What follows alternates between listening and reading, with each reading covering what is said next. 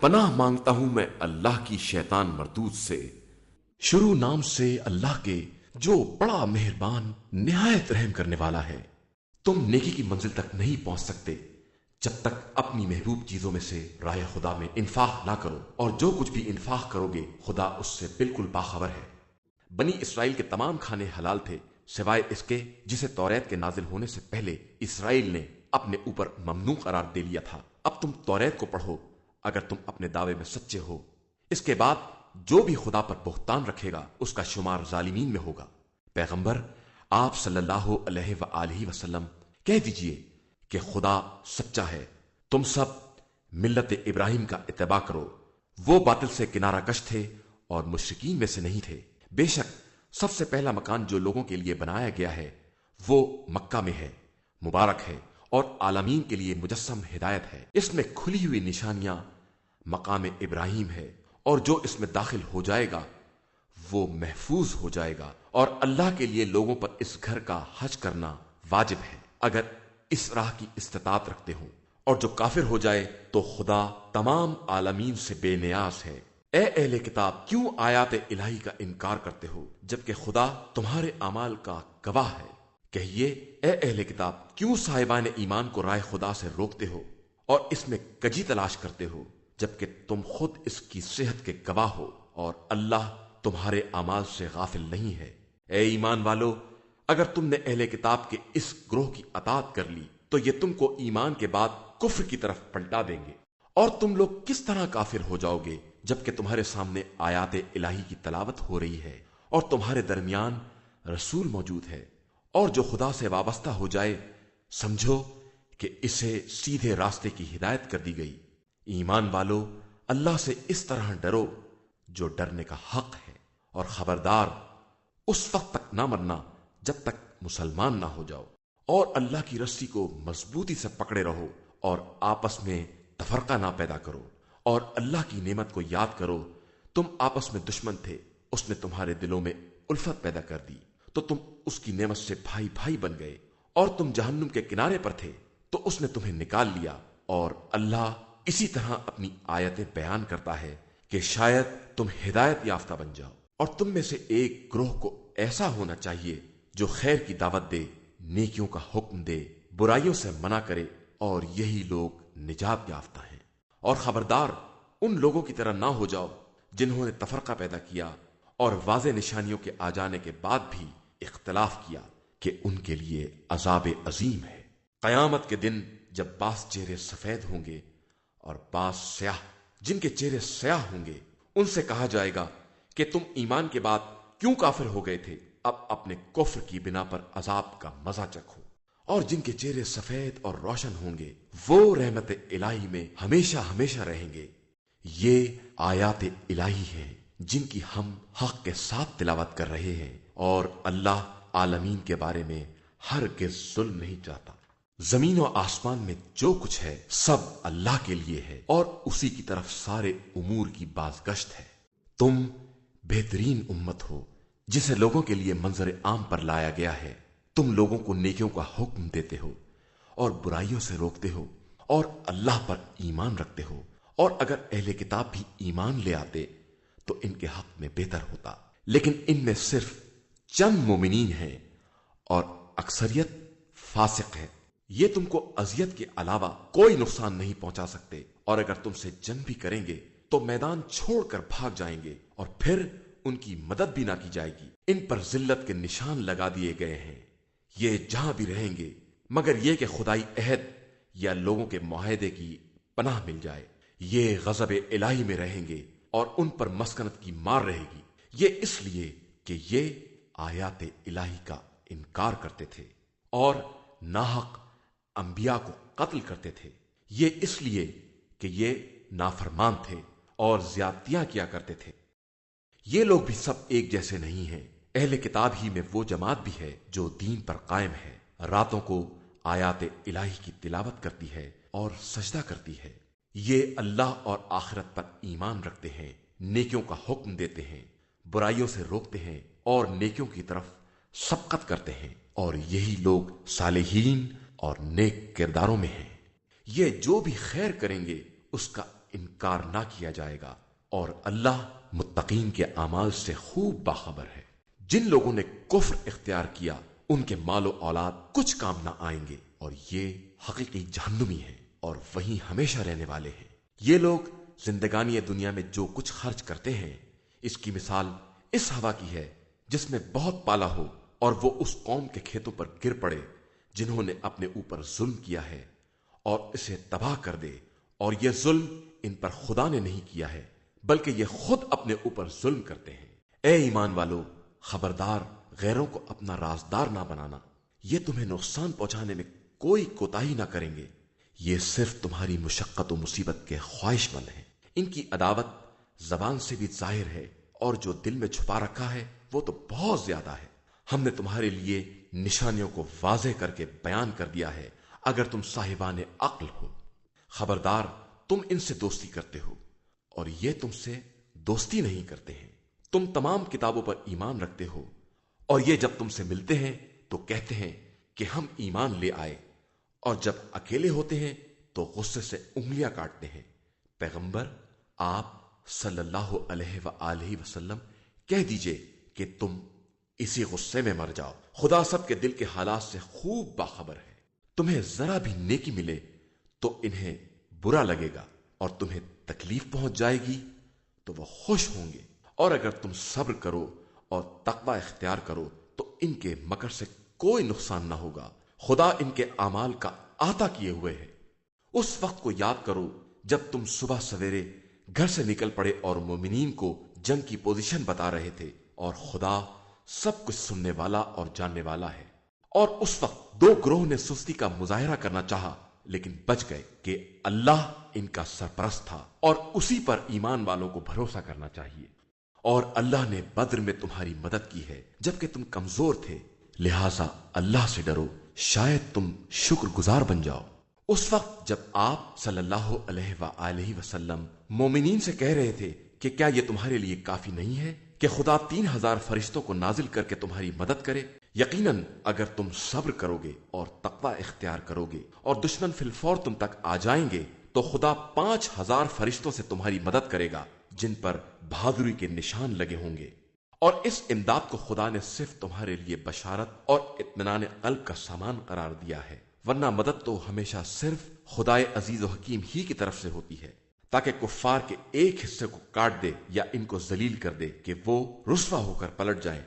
ان معاملات میں آپ کا کوئی حصہ نہیں ہے، چاہے خدا توبہ قبول کرے یا عذاب کرے، یہ سب بہرحال ظالم ہے۔ اور اللہ ہی کے لیے زمین و آسمان کی کل کائنات ہے، وہ جس کو چاہتا ہے بخش دیتا ہے اور جس پر چاہتا ہے عذاب کرتا ہے، وہ غفور بھی ہے اور رحیم بھی ہے۔ اے ایمان والو، یہ دگنا چوگنا سود نہ کھاؤ اور اللہ سے ڈرو کہ شاید نجات پا جاؤ، اور اس آگ سے بچو جو کافروں کے واسطے مہیا کی گئی ہے، اور اللہ اور رسول کی اطاعت کرو کہ شاید رحم کے قابل ہو جاؤ، اور اپنے پروردگار کی مغفرت اور اس جنت کی طرف سبقت کرو جس کی وسعت زمین و آسمان کے برابر ہے، اور اسے ان صاحبان تقوی کے لیے مہیا کیا گیا ہے جو راحت اور سختی ہر حال میں انفاق کرتے ہیں اور غصے کو پی جاتے ہیں اور لوگوں کو معاف کرنے والے ہیں، اور خدا احسان کرنے والوں کو دوست رکھتا ہے۔ وہ لوگ وہ ہیں کہ جب کوئی نمایاں گناہ کرتے ہیں یا اپنے نفس پر ظلم کرتے ہیں تو خدا کو یاد کر کے اپنے گناہوں پر استغفار کرتے ہیں، اور خدا کے علاوہ کون گناہوں کو معاف کرنے والا ہے، اور وہ اپنے کیے پر جان بوجھ کر اصرار نہیں کرتے۔ یہی وہ لوگ ہیں جن کی جزا مغفرت ہے، اور وہ جنت ہے جس کے نیچے نہریں جاری ہیں، وہ اسی میں ہمیشہ رہنے والے ہیں، اور عمل کرنے کی یہ جزا بہترین جزا ہے۔ تم سے پہلے مثالیں گزر چکی ہیں، اب تم زمین میں سیر کرو اور دیکھو کہ جھٹلانے والوں کا کیا انجام ہوتا ہے۔ یہ عام انسانوں کے لیے ایک بیان حقائق ہے اور صاحبان تقوی کے لیے ہدایت اور نصیحت ہے۔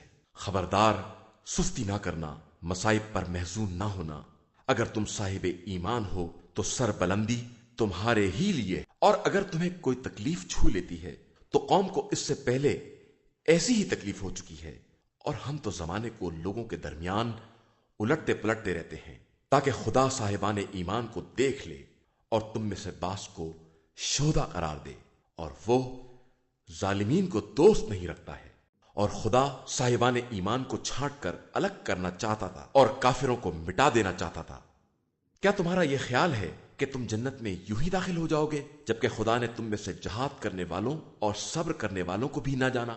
تم موت کی ملاقات سے پہلے اس کی بہت تمنا کیا کرتے تھے، اور جیسے ہی اسے دیکھا دیکھتے ہی رہ گئے۔ اور محمد صلی اللہ علیہ وآلہ وسلم تو صرف ایک رسول ہیں جن سے پہلے بہت سے رسول گزر چکے ہیں۔ کیا اگر وہ مر جائیں یا قتل ہو جائیں تو تم الٹے پیروں پلٹ جاؤ گے؟ تو جو بھی ایسا کرے گا وہ خدا کا کوئی نقصان نہیں کرے گا، اور خدا تو ان قریب شکر گزاروں کو ان کی جزا دے گا۔ کوئی نفس بھی اذن پروردگار کے بغیر نہیں مر سکتا، سب کی ایک اجل اور مدت معین ہے، اور جو دنیا ہی میں بدلہ چاہے گا ہم اسے وہ دیں گے، اور جو آخرت کا ثواب چاہے گا ہم اسے اس میں سے عطا کر دیں گے، اور ہم ان قریب شکر گزاروں کو جزا دیں گے۔ اور بہت سے ایسے نبی گزر چکے ہیں جن کے ساتھ بہت سے اللہ والوں نے اس شان سے جہاد کیا ہے کہ راہ خدا میں پڑنے والی مصیبتوں سے نہ کمزور ہوئے اور نہ بزدلی کا اظہار کیا، اور نہ دشمن کے سامنے ذلت کا مظاہرہ کیا، اور اللہ صبر کرنے والوں ہی کو دوست رکھتا ہے۔ ان کا قول صرف یہی تھا کہ خدایا ہمارے گناہوں کو بخش دے، ہمارے امور میں زیادتیوں کو معاف فرما، ہمارے قدموں کو ثبات عطا فرما، اور کافروں کے مقابلے میں ہماری مدد فرما۔ تو خدا نے انہیں معاوضہ بھی دیا اور آخرت میں بہترین ثواب بھی دیا، اور اللہ نیک عمل کرنے والوں کو دوست رکھتا ہے۔ ایمان والو، اگر تم کفر اختیار کرنے والوں کی اطاعت کر لوگے تو یہ تمہیں الٹے پاؤں پلٹا لے جائیں گے، اور پھر تم ہی الٹے خسارہ والوں میں ہو جاؤ گے، بلکہ خدا تمہارا سرپرست ہے اور وہ بہترین مدد کرنے والا ہے۔ ہم انقریب کافروں کے دلوں میں تمہارا روب ڈال دیں گے۔ انہوں نے اس کو خدا کا شریک بنایا ہے جس کے بارے میں خدا نے کوئی دلیل نازل نہیں کی ہے، اور ان کا انجام جہنم ہوگا، اور وہ ظالمین کا بدترین ٹھکانہ ہے۔ خدا نے اپنا وعدہ اس وقت پورا کر دیا جب تم اس کے حکم سے کفار کو قتل کر رہے تھے، یہاں تک کہ تم نے کمزوری کا مظاہرہ کیا اور آپس میں جھگڑا کرنے لگے، اور اس وقت خدا کی نافرمانی کی جب اس نے تمہاری محبوب شے کو دکھلا دیا تھا۔ تم میں کچھ دنیا کے طلبگار تھے اور کچھ آخرت کے۔ اس کے بعد تم کو ان کفار کی طرف سے پھیر دیا تاکہ تمہارا امتحان لیا جائے، اور پھر اس نے تمہیں معاف بھی کر دیا کہ وہ صاحبان ایمان پر بڑا فضل و کرم کرنے والا ہے۔ اس وقت کو یاد کرو جب تم بلندی پر جا رہے تھے اور مڑ کر کسی کو دیکھتے بھی نہ تھے، جبکہ رسول پیچھے کھڑے تمہیں آوازیں دے رہے تھے، جس کے نتیجے میں خدا نے تمہیں غم کے بدلے غم دیا، تاکہ نہ اس پر رنجیدہ ہو جو چیز ہاتھ سے نکل گئی، اور نہ اس مصیبت پر جو نازل ہو گئی ہے، اور اللہ تمہارے اعمال سے خوب باخبر ہے۔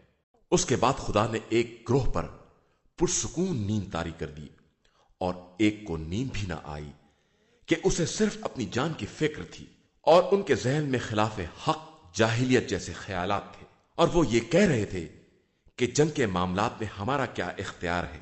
پیغمبر آپ صلی اللہ علیہ وآلہ وسلم کہہ دیجئے کہ اختیار صرف خدا کا ہے۔ یہ اپنے دل میں وہ باتیں چھپائے ہوئے ہیں جن کا آپ سے اظہار نہیں کرتے، اور کہتے ہیں کہ اگر اختیار ہمارے ہاتھ میں ہوتا تو ہم یہاں نہ مارے جاتے۔ تو آپ صلی اللہ علیہ وآلہ وسلم کہہ دیجئے کہ اگر تم گھروں میں بھی رہ جاتے تو جن کے لیے شہادت لکھ دی گئی ہے وہ اپنے مقتل تک باہر حال جاتے، اور خدا تمہارے دلوں کے حال کو آزمانا چاہتا ہے اور تمہارے ضمیر کی حقیقت کو واضح کرنا چاہتا ہے، اور وہ خود ہر دل کا حال جانتا ہے۔ اور جن لوگوں نے دونوں لشکروں کے ٹکراؤ کے دن پیٹ پھیر لی، یہ وہی ہیں جنہیں شیطان نے ان کے کیے دھرے کی بنا پر بہکا دیا ہے، اور خدا نے ان کو معاف کر دیا کہ وہ غفور اور حلیم ہے۔ اے ایمان والو، خبردار کافروں جیسے نہ ہو جاؤ جنہوں نے اپنے ساتھیوں کے سفر یا جنگ میں مرنے پر یہ کہنا شروع کر دیا کہ وہ ہمارے پاس ہوتے تو نہ مرتے نہ قتل کیے جاتے۔ خدا تمہاری علیحدگی ہی کو ان کے لیے باعث مسرت قرار دینا چاہتا ہے کہ موت و حیات اسی کے اختیار میں ہے، اور وہ تمہارے اعمال سے خوب باخبر ہے۔ اگر تم راہ خدا میں مر گئے یا قتل ہو گئے تو خدا کی طرف سے مغفرت اور رحمت ان چیزوں سے کہیں زیادہ بہتر ہے جنہیں یہ جمع کر رہے ہیں۔ اور تم اپنی موت سے مرو یا قتل ہو جاؤ، سب اللہ ہی کی بارگاہ میں حاضر کیے جاؤ گے۔ پیغمبر صلی اللہ علیہ وآلہ وسلم، یہ اللہ کی مہربانی ہے کہ تم ان لوگوں کے لیے نرم ہو، ورنہ اگر تم بدمزاج اور سخت دل ہوتے تو یہ تمہارے پاس سے بھاگ کھڑے ہوتے۔ لہٰذا اب انہیں معاف کر دو، ان کے لیے استغفار کرو اور ان سے امر جنگ میں مشورہ کرو، اور جب ارادہ کر لو تو اللہ پر بھروسہ کرو کہ وہ بھروسہ کرنے والوں کو دوست رکھتا ہے۔ اللہ تمہاری مدد کرے گا تو کوئی تم پر غالب نہیں آ سکتا، اور وہ تمہیں چھوڑ دے گا تو اس کے بعد کون مدد کرے گا؟ اور صاحبان ایمان تو اللہ ہی پر بھروسہ کرتے ہیں۔ کسی نبی کے لیے یہ ممکن نہیں ہے کہ وہ خیانت کرے، اور جو خیانت کرے گا وہ روز قیامت خیانت کے مال سمیت حاضر ہوگا۔ اس کے بعد ہر نفس کو اس کے کیے کا پورا پورا بدلہ دیا جائے گا، اور کسی پر کوئی ظلم نہیں کیا جائے گا۔ کیا رضائے الہی کا اتباع کرنے والا اس کے جیسا ہوگا جو غضب الہی میں گرفتار ہو کہ اس کا انجام جہنم ہے، اور وہ بدترین منزل ہے۔ سب کے پیش پروردگار درجات ہیں، اور خدا سب کے اعمال سے باخبر ہے۔ یقیناً خدا نے صاحبان ایمان پر احسان کیا ہے کہ ان کے درمیان انہی میں سے ایک رسول بھیجا ہے جو ان پر آیات الہی کی تلاوت کرتا ہے، انہیں پاکیزہ بناتا ہے اور کتاب و حکمت کی تعلیم دیتا ہے۔ اگرچہ یہ لوگ پہلے سے بڑی کھلی گمراہی میں مبتلا تھے، کیا جب تم پر وہ مصیبت پڑی جس کی دگنی تم کفار پر ڈال چکے تھے تو تم نے یہ کہنا شروع کر دیا کہ یہ کیسے ہو گیا؟ تو پیغمبر آپ صلی اللہ علیہ وآلہ وسلم کہہ دیجئے کہ یہ سب خود تمہاری طرف سے ہے، اور اللہ ہر شے پر قادر ہے۔ اور جو کچھ بھی اسلام و کفر کے لشکر کے مقابلے کے دن تم لوگوں کو تکلیف پہنچی ہے وہ خدا کے علم میں ہے، اور اسی لیے کہ وہ مومنین کو جاننا چاہتا تھا اور منافقین کو بھی دیکھنا چاہتا تھا۔ ان منافقین سے کہا گیا کہ آؤ راہ خدا میں جہاد کرو یا اپنے نفس سے دفاع کرو، تو انہوں نے کہا کہ ہم کو معلوم ہوتا کہ واقعی جنگ ہوگی تو تمہارے ساتھ ضرور آتے۔ یہ ایمان کی نسبت کفر سے زیادہ قریب تر ہے، اور زبان سے وہ کہتے ہیں جو دل میں نہیں ہوتا، اور اللہ ان کے پوشیدہ امور سے باخبر ہے۔ یہی وہ لوگ ہیں جنہوں نے اپنے مقتول بھائیوں کے بارے میں یہ کہنا شروع کر دیا کہ وہ ہماری اطاعت کرتے تو ہرگز قتل نہ ہوتے۔ تو پیغمبر صلی اللہ علیہ وآلہ وسلم ان سے کہہ دیجئے کہ اگر اپنے دعوے میں سچے ہو تو اب اپنی ہی موت کو ٹال دو، اور خبردار راہ خدا میں قتل ہونے والوں کو مردہ خیال نہ کرنا، وہ زندہ ہیں اور اپنے پروردگار کے یہاں رزق پا رہے ہیں۔ خدا کی طرف سے ملنے والے فضل و کرم سے خوش ہیں، اور جو ابھی تک ان سے ملحق نہیں ہو سکے ان کے بارے میں یہ خوشخبری رکھتے ہیں کہ ان کے واسطے بھی نہ کوئی خوف ہے نہ حزن۔ وہ اپنے پروردگار کی نعمت، اس کے فضل اور اس کے وعدے سے خوش ہیں کہ وہ صاحبان ایمان کے اجر کو ضائع نہیں کرتا۔ یہ صاحبان ایمان ہیں جنہوں نے زخمی ہونے کے بعد بھی خدا اور رسول کی دعوت پر لبیک کہی۔ ان کے نیک کردار اور متقی افراد کے لیے نہایت درجہ اجر عظیم ہے۔ یہ وہ ایمان والے ہیں جب ان سے بعض لوگوں نے کہا کہ لوگوں نے تمہارے لیے عظیم لشکر جمع کر لیا ہے، لہذا ان سے ڈرو، تو ان کے ایمان میں اور اضافہ ہو گیا، اور انہوں نے کہا کہ ہمارے لیے خدا کافی ہے اور وہی ہمارا ذمہ دار ہے۔ پس یہ مجاہدین خدا کے فضل و کرم سے یوں پلٹ آئے کہ انہیں کوئی تکلیف نہیں پہنچی، اور انہوں نے رضائے الہی کا اتباع کیا، اور اللہ صاحب فضل عظیم ہے۔ یہ شیطان صرف اپنے چاہنے والوں کو ڈراتا ہے، لہذا تم ان سے نہ ڈرو، اور اگر مومن ہو تو مجھ سے ڈرو۔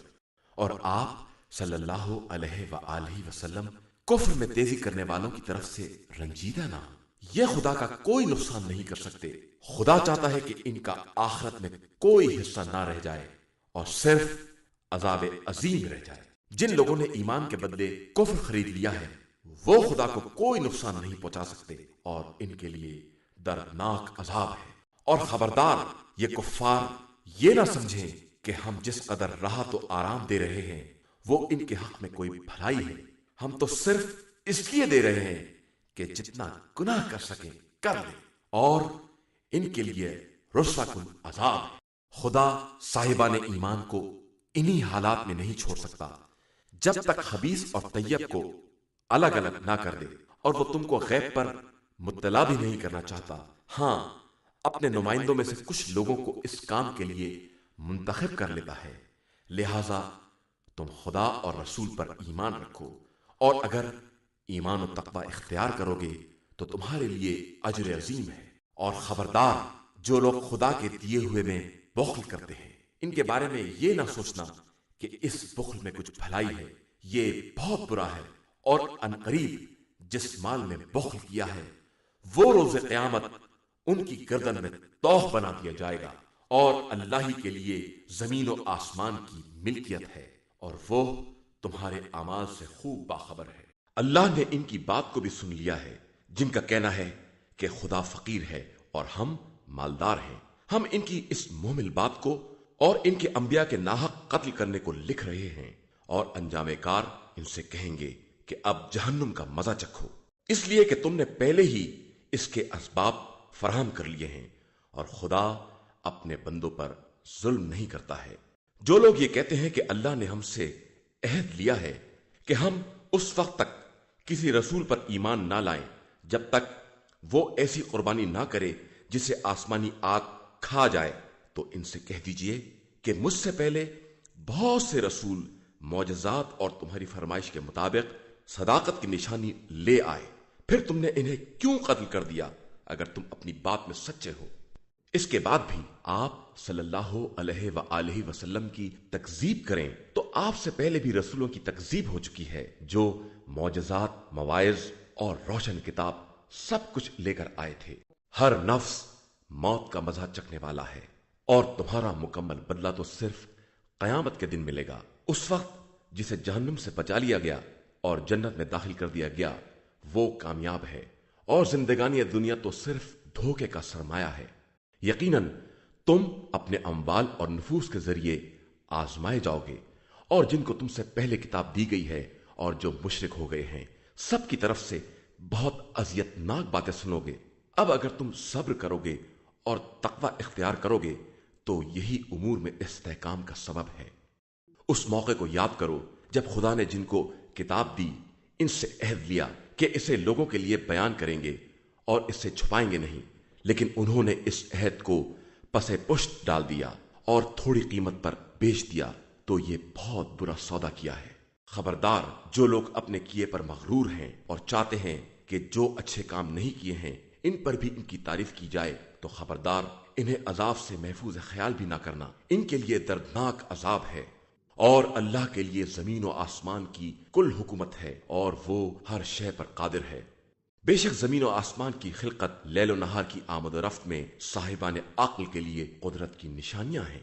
جو لوگ اٹھتے بیٹھتے لیٹتے خدا کو یاد کرتے ہیں اور آسمان و زمین کی تخلیق میں غور کرتے ہیں کہ خدایا، تو نے یہ سب بیکار نہیں پیدا کیا ہے، تو پاک و بے نیاز ہے، ہمیں عذاب جہنم سے محفوظ فرما۔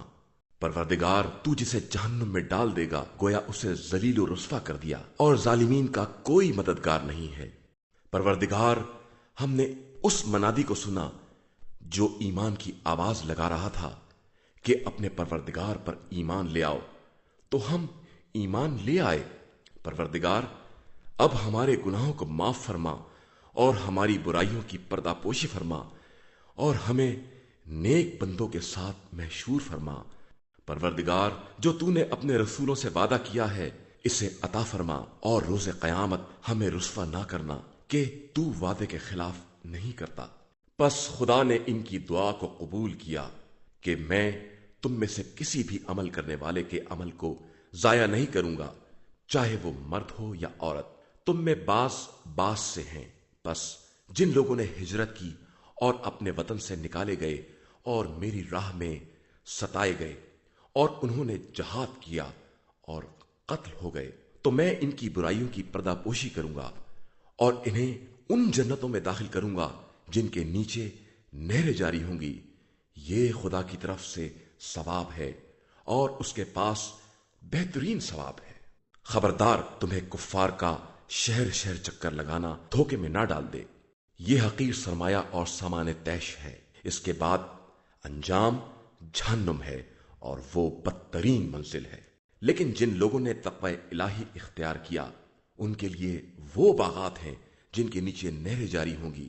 خدا کی طرف سے یہ سامان ضیافت ہے اور جو کچھ اس کے پاس ہے سب نیک افراد کے لیے خیر ہی خیر ہے۔ اہل کتاب میں وہ لوگ بھی ہیں جو اللہ پر اور جو کچھ تمہاری طرف نازل ہوا ہے اور جو ان کی طرف نازل ہوا ہے سب پر ایمان رکھتے ہیں، اللہ کے سامنے سر جھکائے ہوئے ہیں، آیات خدا حقیر سی قیمت پر فروخت نہیں کرتے۔ ان کے لیے پروردگار کے یہاں ان کا اجر ہے اور خدا بہت جلد حساب کرنے والا ہے۔ اے ایمان والو، صبر کرو، صبر کی تعلیم دو، جہاد کے لیے تیاری کرو اور اللہ سے ڈرو، شاید تم فلاح یافتہ اور کامیاب ہو جاؤ۔ شروع نام سے اللہ کے جو بڑا مہربان نہایت رحم کرنے والا ہے۔ انسانوں، اس پروردگار سے ڈرو جس نے تم سب کو ایک نفس سے پیدا کیا ہے اور اس کا جوڑا بھی اسی کی جنس سے پیدا کیا ہے، اور پھر دونوں سے بکثرت مرد اور عورت دنیا میں پھیلا دیے ہیں۔ اور اس خدا سے بھی ڈرو جس کے ذریعے ایک دوسرے سے سوال کرتے ہو، اور قرابت داروں کی بے تعلقی سے بھی۔ اللہ تم سب کے اعمال کا نگراں ہے۔ اور یتیموں کو ان کا مال دے دو اور ان کے مال کو اپنے مال سے نہ بدلو، اور ان کے مال کو اپنے مال کے ساتھ ملا کر نہ کھا جاؤ کہ یہ گناہ کبیرہ ہے۔ اور اگر یتیموں کے بارے میں انصاف نہ کر سکنے کا خطرہ ہے تو جو عورتیں تمہیں پسند ہیں 2، 3، 4 ان سے نکاح کر لو، اور اگر ان میں بھی انصاف نہ کر سکنے کا خطرہ ہے تو صرف ایک یا جو کنیزیں تمہارے ہاتھ کی ملکیت ہیں۔ یہ بات انصاف سے تجاوز نہ کرنے سے قریب تر ہے۔ عورتوں کو ان کا مہر عطا کر دو، پھر اگر وہ خوشی خوشی تمہیں دینا چاہیں تو شوق سے کھا لو، اور نہ سمجھ لوگوں کو ان کے وہ اموال جن کو تمہارے لیے قیام کا ذریعہ بنایا گیا ہے نہ دو۔ اس میں ان کے کھانے کپڑے کا انتظام کر دو اور ان سے مناسب گفتگو کرو، اور یتیموں کا امتحان لو، اور جب وہ نکاح کے قابل ہو جائیں تو اگر ان میں رشید ہونے کا احساس کرو تو ان کے اموال ان کے حوالے کر دو، اور زیادتی کے ساتھ یا اس خوف سے کہ کہیں وہ بڑے نہ ہو جائیں جلدی جلدی نہ کھا جاؤ۔ اور تم میں جو غنی ہے وہ ان کے مال سے پرہیز کرے، اور جو فقیر ہے وہ بھی صرف بقدر مناسب کھائے۔ پھر جب ان کے اموال ان کے حوالے کر دو تو گواہ بنا لو، اور خدا تو حساب کے لیے خود ہی کافی ہے۔ مردوں کے لیے ان کے والدین اور اقربا کے ترکے میں ایک حصہ ہے، اور عورتوں کے لیے بھی ان کے والدین اور اقربا کے ترکے میں سے ایک حصہ ہے، وہ مال بہت ہو یا تھوڑا، یہ حصہ بطور فریضہ ہے۔ اور اگر تقسیم کے وقت دیگر قرابت دار، ایتام، مساکین بھی آ جائیں تو انہیں بھی اس میں سے بطور رزق دے دو، اور ان سے نرم اور مناسب گفتگو کرو۔ اور ان لوگوں کو اس بات سے ڈرنا چاہیے کہ اگر وہ خود اپنے بعد ضعیف و ناتواں اولاد چھوڑ جاتے تو کس قدر پریشان ہوتے، لہذا خدا سے ڈریں اور سیدھی سیدھی گفتگو کریں۔ جو لوگ ظالمانہ انداز سے یتیموں کا مال کھا جاتے ہیں وہ در حقیقت اپنے پیٹ میں آگ بھر رہے ہیں اور ان قریب واصل جہنم ہوں گے۔ اللہ تمہیں تمہاری اولاد کے بارے میں وصیت کرتا ہے کہ لڑکے کا حصہ 2 لڑکیوں کے برابر ہوگا۔ اب اگر لڑکیاں 2 سے زیادہ ہیں تو انہیں تمام ترکے کا 2/3 حصہ ملے گا، اور اگر ایک ہی ہے تو اسے آدھا، اور مرنے والے کے ماں باپ میں سے ہر ایک کے لیے 6واں حصہ ہے اگر اولاد بھی ہو، اور اگر اولاد نہ ہو اور ماں باپ وارث ہوں تو ماں کے لیے 1/3 ہے، اور اگر بھائی بھی ہو تو ماں کے لیے 6واں حصہ ہے۔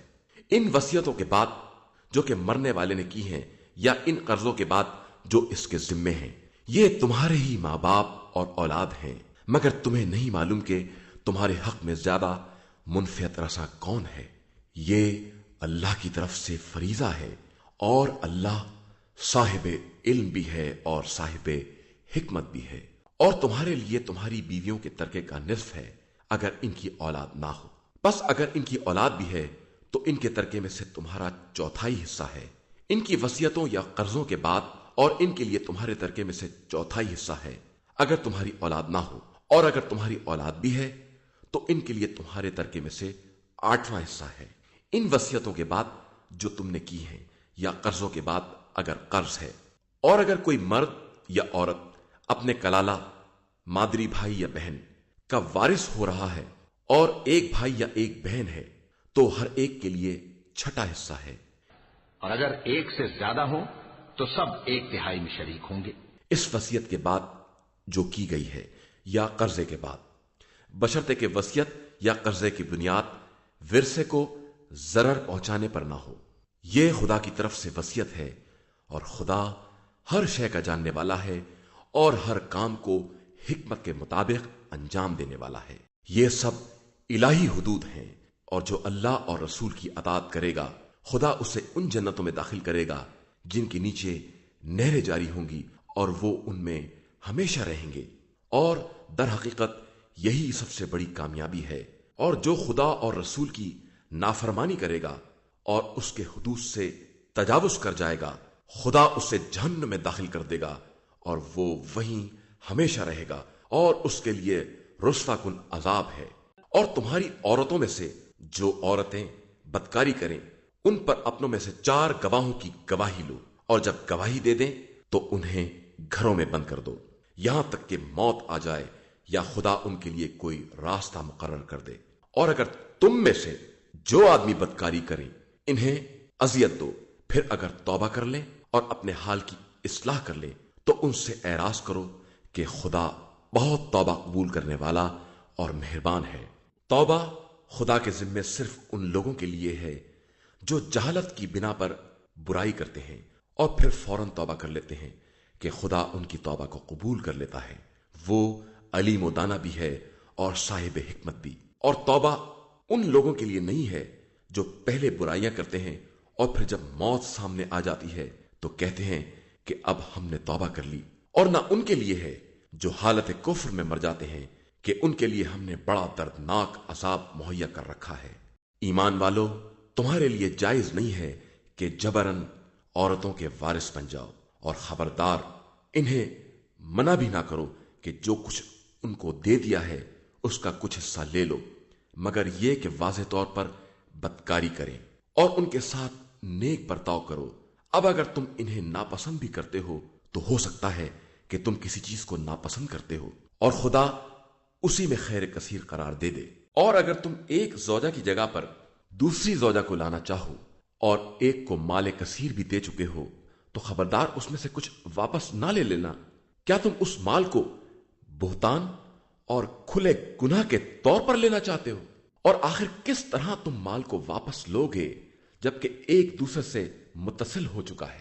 اور ان عورتوں نے تم سے بہت سخت قسم کا عہد لیا ہے۔ اور خبردار، جن عورتوں سے تمہارے باپ دادا نے نکاح جمع کیا ہے ان سے نکاح نہ کرنا مگر وہ جو اب تک ہو چکا ہے۔ یہ کھلی ہوئی برائی اور پروردگار کا غضب اور بدترین راستہ ہے۔ تمہارے اوپر تمہاری مائیں، بیٹیاں، بہنیں، پھپھیاں، خالائیں، بھتیجیاں، بھانجیاں، وہ مائیں جنہوں نے تم کو دودھ پلایا، تمہاری رضائی دودھ شریک بہنیں، تمہاری بیویوں کی مائیں، تمہاری پروردہ عورتیں جو تمہاری آغوش میں ہیں، اور ان عورتوں کی اولاد جن سے تم نے دخول کیا ہے، یا اگر دخول نہیں کیا ہے تو کوئی حرج نہیں ہے، اور تمہارے فرزندوں کی بیویاں جو فرزند تمہارے صلب سے ہیں، اور 2 بہنوں کا ایک ساتھ جمع کرنا سب حرام کر دیا گیا ہے، علاوہ اس کے جو اس سے پہلے ہو چکا ہے کہ خدا بہت بخشنے والا اور مہربان ہے۔ إِنَّا هَدَيْنَاهُ السَّبِيلَ إِمَّا شَاكِرًا